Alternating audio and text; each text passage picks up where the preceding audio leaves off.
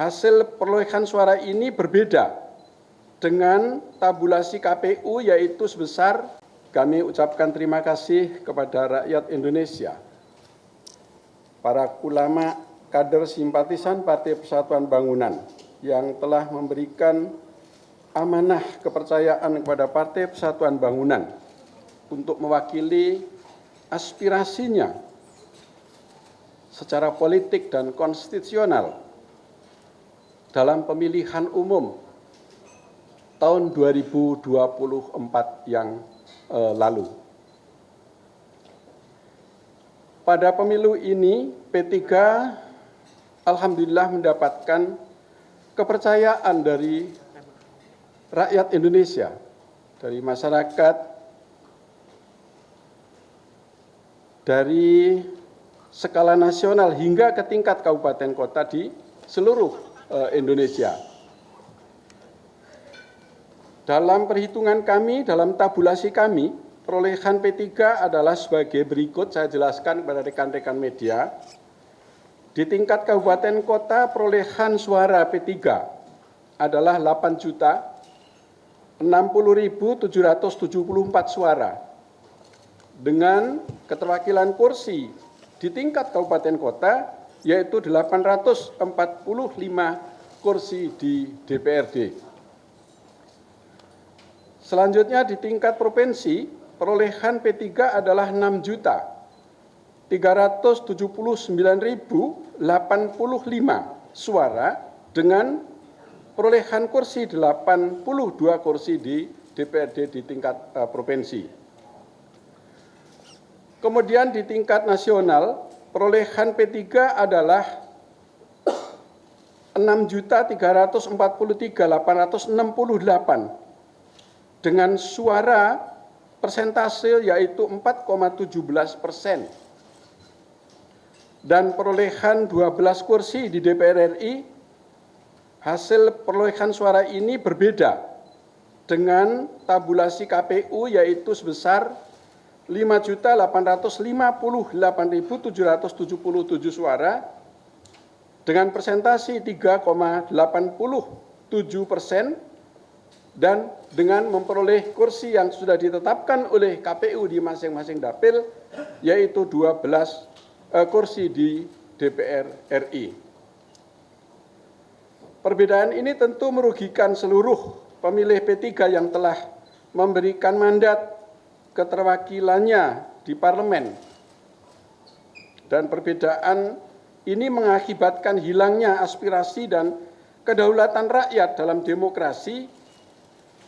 Dan hal itulah yang mendasari P3 memperjuangkan keadilan untuk merebut suara yang hilang melalui Mahkamah Konstitusi.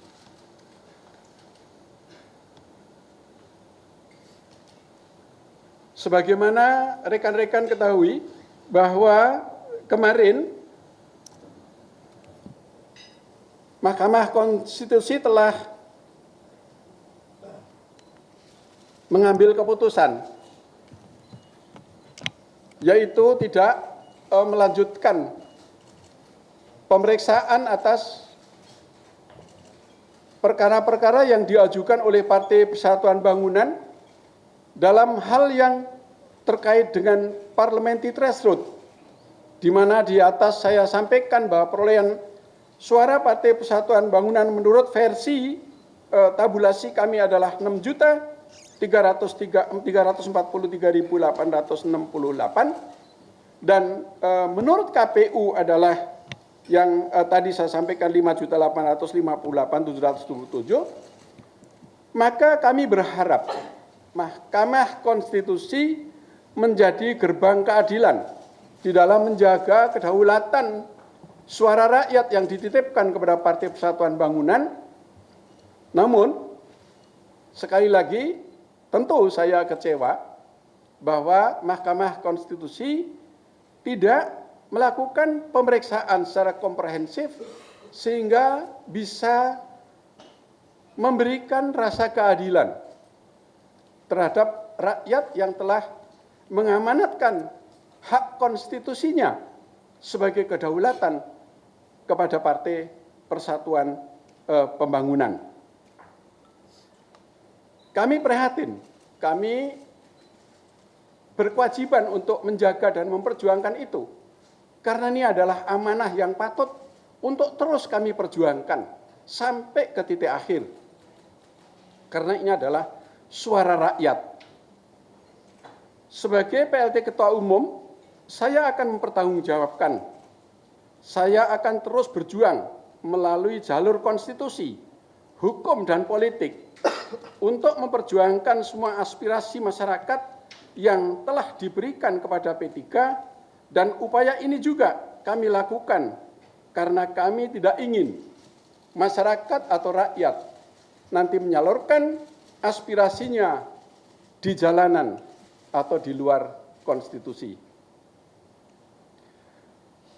Kepada seluruh kader P3, saya meminta untuk tetap teguh dan turut mengawal perjuangan yang belum selesai ini, dan kita akan terus berjuang mengamankan suara rakyat, suara ulama, suara konstituen kita, sehingga kita memiliki keterwakilan di parlemen.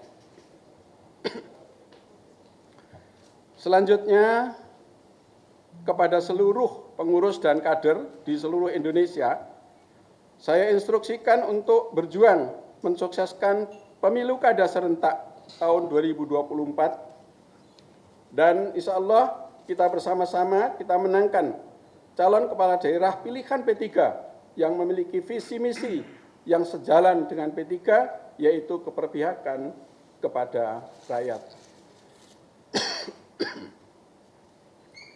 Kita semua adalah kader yang tangguh, kader yang amanah dalam mengemban perjuangan para ulama dan tokoh bangsa yang terdahulu telah dititipkan kepada kita semua sebagai generasi penerus.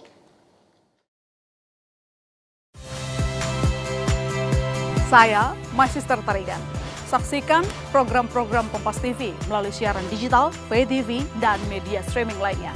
Kompas TV, independen, terpercaya.